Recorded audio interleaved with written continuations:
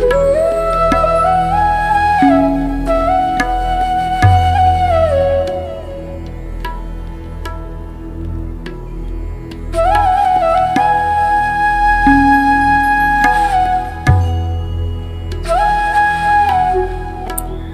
Everyone, welcome to my channel. मैं हूं आपकी होस्ट रश्मि। इन दिनों बहुत गर्मी पड़ रही है और इस समय हमारे मन में आता है कि हमें सरसों की खली की खाद देनी चाहिए या नहीं। इसके बारे में बहुत सारी बातें हैं कि ये बहुत गर्म होता है और हमें गर्मियों में अवॉइड करना चाहिए, जबकि ये एक ऐसी खाद है जो बहुत इजीली अवेलेबल है, बहुत कम पैसों में मिलती है। और आज मैंने कुछ एक्सपेरिमेंट किया है जिसके बेसिस पे आज मैं आप लोगों को उसके बारे में कुछ बातें बताने जा रही हूँ, जिसमें थोड़ी सी सावधानियां बरत के आप उसका पूरा बेनिफिट उठा सकते हैं। तो आज की वीडियो सरसों की खली के खाद पे है। चलिए चलते हैं हमारी वीडियो में। ये देखें, ये है सरसों की खली और ये जो हम सरसों से तेल निकाल लेने के बाद जो रेसिड्यू बचता है वो यही है। और इसमें इतने न्यूट्रिएंट्स बचे रहते हैं कि ये पौधों के लिए बहुत गुणकारी होता है।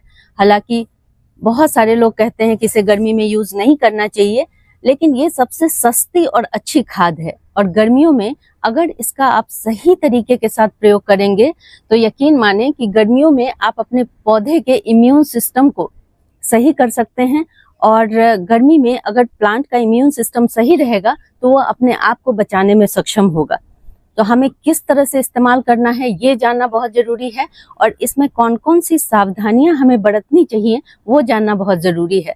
पिछले 15 दिनों में मैंने कुछ एक्सपेरिमेंट अपने पौधे पे भी किए हैं। जब मैं किसी चीज से आश्वस्त हो जाती हूँ कि ये हमारे प्लांट को नुकसान नहीं पहुंचाएगा, तभी मैं आगे आप लोगों तक उसे पहुंचाती हूँ। और सबसे बड़ी बात कि जब आप अपने प्लांट्स में बहुत सारे पैसे खर्च करके उसे ग्रो करते हैं तो ये एक अच्छा तरीका नहीं है गार्डनिंग करने का। हमें सस्ती चीजों के साथ गार्डनिंग करनी है, जिससे कि हमारा गार्डन सालों भर मेंटेन रहे और लो बजट हो। तो उसके लिए ये सरसों की खली बहुत बढ़िया है। अगर आप लोगों को ये अवेलेबल नहीं हो पाता है नर्सरी में, तो आप इसे ऑनलाइन भी मंगा सकते हैं। अगर 1 किलो की क्वांटिटी आपने मंगा ली तो बहुत लंबे समय तक ये आपके गार्डन में चलते रहेंगे। करना क्या है वो अभी जानेंगे। किन पौधों में आपको इसे देना है और किन पौधों में अवॉइड करना है ये जानना भी बहुत जरूरी है। जब हम कंटेनर में कोई पौधा लगाते हैं तो उसमें हमें बहुत सारी चीजों का मौसम के अकॉर्डिंग ध्यान रखना पड़ता है। और मैं जिस जगह रह रही हूँ, जहाँ पे हर क्लाइमेट अपने एक्सट्रीम पे जाता है, गर्मी बहुत ज्यादा, ठंड बहुत ज्यादा, तो ऐसे में प्लांट को बचा पाना बहुत मुश्किल होता है। और आपने अगर मेरे रेगुलर व्यूअर हैं तो आपने देखा होगा कि मेरा गार्डन सालों भर हरा भरा और खूबसूरत रहता है। वो इसी वजह से रहता है कि मैं चीजों का सही तरीके से सही समय पे इस्तेमाल करती हूँ, और यही आप लोगों से शेयर करने का मकसद होता है। तो आज मैं इतनी भीषण गर्मी में भी सरसों की खली का इस्तेमाल अपने बगीचे में करने जा रही हूँ, और मैं आप लोगों को डाल के दिखाऊंगी ताकि आप लोगों को यकीन हो। बहुत सारे लोग ऐसा करते हैं कि बताते कुछ हैं, करते कुछ हैं, और उसका रिजल्ट जो होता है वो भी नहीं दिखाते। ऐसी चीज नहीं है। मैं जो करूंगी वो आप लोगों के साथ शेयर करूंगी। तो किस तरह से इस्तेमाल करना है उसे जानेंगे। और अब देखें, यहाँ मैंने तकरीबन 2 मुट्ठी के करीब 3 दिन पहले ये सरसों की खली को भिगो के रखा है। कभी भी गर्मी में इसे पाउडर फॉर्म में या इस तरह रॉ फॉर्म में देने की कोशिश ना करें। 100% आपका पौधा मर जाएगा। इसकी तासीर गर्म होती है, लेकिन हम इसको कैसे न्यूट्रल कर सकते हैं वो आज मैं आप लोगों को बताऊंगी। एक छोटा सा ट्रिक अपना के हम इसे न्यूट्रल कर सकते हैं और अपने सारे प्लांट में कुछ प्लांट को छोड़ करके दे सकते हैं। सबसे ज्यादा इम्पोर्टेंस इसका होता है हमारे वेजिटेबल प्लांट में। जो भी आपने अभी गर्मी में बेलें लगाई हैं सब्जियों की, उसमें अगर आप ये डालेंगे, उसमें बेखौफ होके डालें। देखें, सब्जियों की जो बेलें होती हैं उनका जो लाइफ होता है वो 4 से 5 महीने होता है। तो 4 से 5 महीने तो आप एक्सपेरिमेंट भी कर सकते हैं अपने। मान ले आपके पास 4-5 पौधे हैं, एक पौधे पे अप्लाई करके देखें। उसके बाद जब आपको यकीन हो जाए तब आप बेखौफ होके उसका इस्तेमाल कर सकते हैं। ये एक तरीका है अपने प्लांट को सुरक्षित रखने का।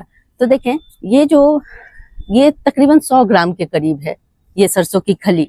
आप 2 मुट्ठी ले सकते हैं अंदाजे से, और थोड़े से पानी में मैंने इसे घोल दिया है। अगर आप लोगों के पास लिमिटेड एरिया है तो कभी भी आप इसे बंद जगह में ना रखें, खुले जगह में बनाएं, क्योंकि 3 दिनों के और 3 दिन से ज्यादा रखें भी नहीं, क्योंकि इसमें जैसे जैसे ये फर्मेंट होते जाता है वैसे वैसे इसमें इतनी ज्यादा बदबू हो जाती है कि वो बर्दाश्त करना आप लोगों के लिए मुश्किल हो जाएगा। इसलिए 3 दिन काफी है, 3 दिन भिगो के छोड़ें। अब देखें इसका इस्तेमाल मैं कैसे करती हूँ, और इसमें एक और चीज मैं मिलाऊंगी। उसके मिलाने से ये न्यूट्रलाइज हो जाता है, मतलब इसके जो गर्मी की जो तासीर है वो बहुत हद तक कम हो जाती है।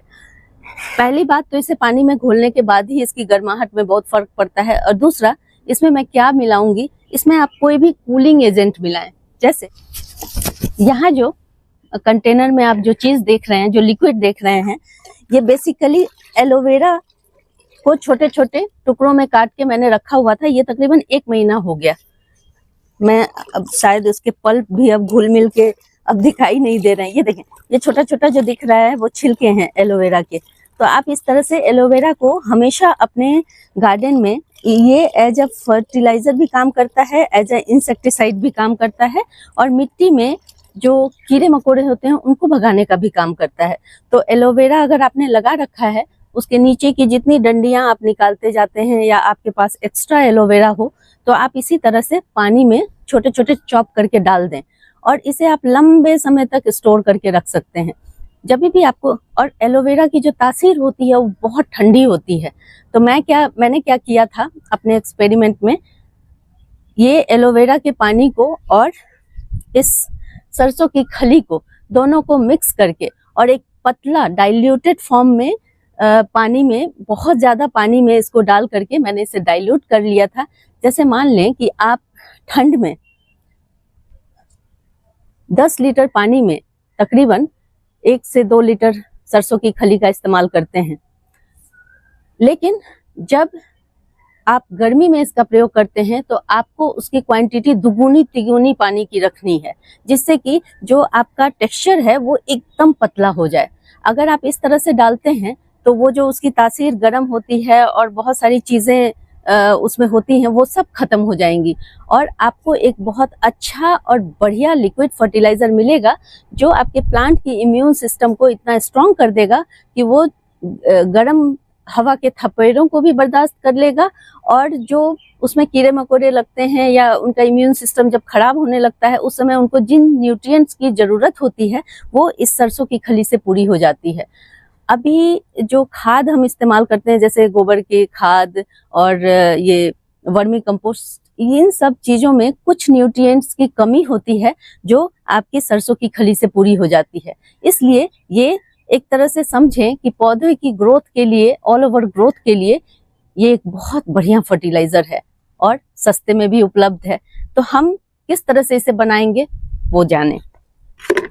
यहाँ देखें, यहाँ तकरीबन मैंने 20 लीटर पानी लिया है, और 20 लीटर में हमें ये जो हमने 100 ग्राम इसमें सरसों की खली डाला है, इसका थोड़ा सा अमाउंट, कहने का मतलब है बस 100 ग्राम का अमाउंट, 100 ml का अमाउंट हमें लेना है अंदाजे से। देखें, बस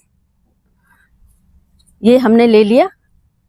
अब इसको न्यूट्रलाइज करने के लिए मैं इसमें 2-3 डंडियां चॉप करके रखी हुई हैं इस बकेट में एलोवेरा की, और इसको तकरीबन 2 महीने हो गए हैं स्टोर किए हुए। अगर आपके पास ये नहीं हो तो आप डायरेक्ट एलोवेरा को चॉप करके, जैसे हमने ये सरसों की खली 3 दिन के लिए डाली है, आप एलोवेरा को भिगो करके बकेट में डाल दें, और उसका 1 लीटर के करीब आप इसमें डाल दें।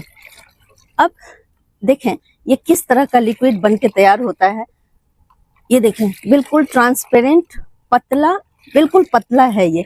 अगर आपने इसकी क्वांटिटी को ज्यादा किया सरसों की खली को तो नुकसान हो जाएगा। आप इसकी मात्रा का जरूर ध्यान रखेंगे, वीडियो को पूरी देखेंगे, नहीं तो आप लोग आधी अधूरी जानकारी में फिर आपके कमेंट आने लगेंगे कि हमारे प्लांट्स खराब हो गए। इतना बड़ा गार्डन मैं यूं ही मेंटेन नहीं करती हूँ, इन्हीं छोटी छोटी चीजों से मेरा गार्डन मेंटेन रहता है। अब इसको डालना कहाँ कहाँ है वो बता दूं। जो भी आपके सिट्रस प्लांट्स हैं, जैसे नींबू है, चेरी है, इन सब में आप बेखौफ होकर डालें।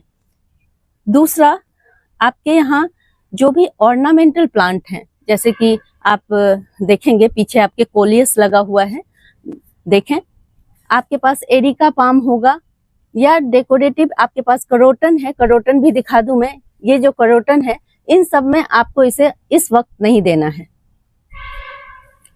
अगर आप लोगों के पास कोई भी इसको बताने का एक सरल तरीका ये भी है कि जो सॉफ्ट स्टेम प्लांट होते हैं उसमें आपको नहीं देना है। अगर आपके पास कोई सक्यूलेंट है, जैसे यहाँ देखें इस तरह के सक्यूलेंट्स हैं, ताकि आप समझ पाए, जो बिगिनर्स हैं उनको थोड़ा सा दिक्कत होती है। मैं खुद पे लेके देखती हूँ, मुझे शुरुआती दौर में किन किन चीजों की परेशानी होती थी। देखें, यह है बिगुनिया, काफी सॉफ्ट होते हैं, गर्मी में इनकी हालत बेचारे किसी तरह सरवाइव कर रहे हैं। और ये देखें, ये भी एक सैक्यूलेंट है, तो जिसकी पत्तियां मोटी मोटी होती हैं, सॉफ्ट स्टेम होते हैं। इस तरह के कोई भी प्लांट अगर आपके पास हैं, उसमें आपको नहीं डालना है इसे। तो एक मोटे तौर पे मैंने आपको बता दिया कि जो हार्ड स्टेम प्लांट हैं, स्पेशली फ्रूट प्लांट में, जो भी सिट्रस वाले प्लांट हैं, उसमें आप एकदम आराम से डालें, कोई दिक्कत नहीं है। और ऑर्नामेंटल प्लांट में आपको नहीं डालना है।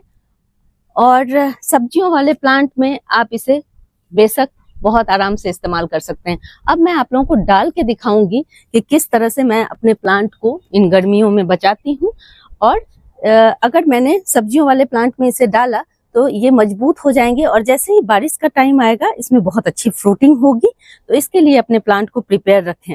मेरा बहुत सारे प्लांट गर्मियों में खराब हो जाया करते थे, लेकिन ये जब से ये सारी छोटी छोटी ट्रिक्स अपनाने लगी हूँ, तब से मेरे प्लांट में बहुत बेहतर उसका रिजल्ट आया है और बहुत सुधार देखने को मिला है।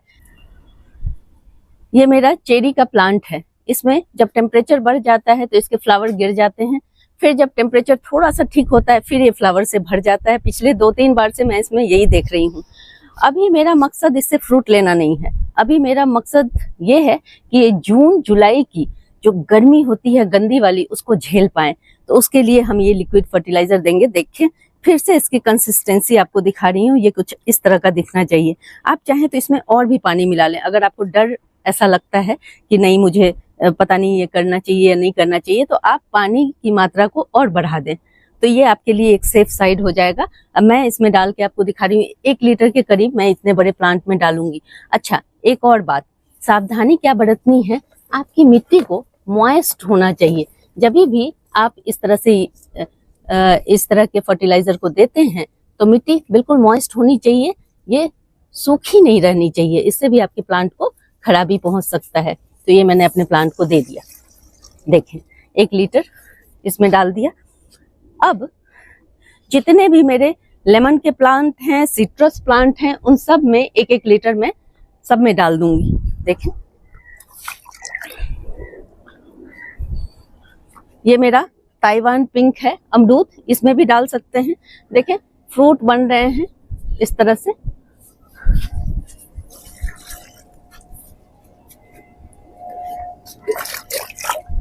मेरे लेमन का जो प्लांट है उसमें भी फ्लावरिंग हो रही है, आप लोगों को दिखा दूं। फ्लावरिंग भी हो रही है और फ्रूट भी लगे हुए हैं इसमें। नजदीक से आप लोगों को दिखाऊं, देखें, इसका कंटेनर यहाँ पे है, इसमें भी मैं डाल रही हूँ। सारे प्लांट में डाल के आप लोगों को दिखा दूंगी कि किस तरह से मैं इसका इस्तेमाल करती हूँ।